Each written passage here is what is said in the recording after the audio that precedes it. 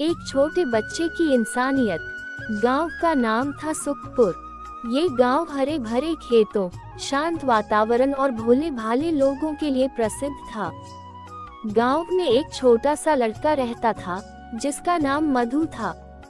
मधु सिर्फ 10 साल का था, लेकिन उसकी समझदारी और दयालुता उसे बाकी बच्चों से अलग बनाती थी। मधु गरीब परिवार से था। उसके पिता खेतों में मजदूरी करते थे और माँ घरों में काम करती थी। लेकिन गरीबी के बावजूद मधु के माता पिता ने उसे इंसानियत और नैतिकता का पाठ पढ़ाया था।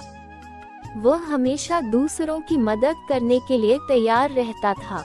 गांव के बच्चे जब खेलते तो कई बार छोटे बच्चे गिर जाते, कोई रोने लगता तो मधु सबसे पहले भागकर उनकी मदद करता। वह किसी से भी झगड़ा नहीं करता और हमेशा हर किसी से प्यार से बात करता था।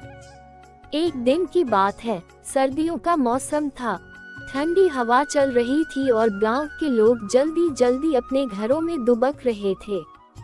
मधु भी अपने घर के बाहर बैठा था जब उसने देखा कि एक दुबली पतली गाय उसके घर के पास बैठा कांप रहा है।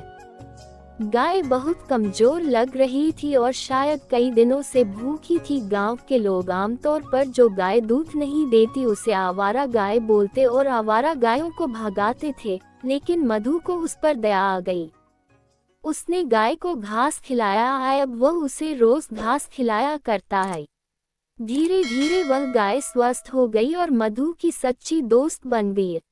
एक दिन वह रास्ते में जा रहा था, तभी उसके पड़ोस की एक बूढ़ी औरत गिर गई आई। उसने तभी उनको उठाया और उनके घर ले गया, फिर डॉक्टर को बुलाया और उनकी बहुत सेवा की, जिससे वह जल्दी ही ठीक हो गई। और अब मधु ने अपना प्यार और दया बांटना जारी रखा। उसने गांव के बच्चों को पढ़ाना शुरू किया। ये सब देखकर गांव वाले ग्राम पंचायत के पास गए और मधु की काम की सराहना की और उसे इनाम देने की बात की ताकि वह अपनी पढ़ाई पूरी कर सके। मधु को पंचायत ने इनाम दिया, जिससे सभी लोग खुश हुए।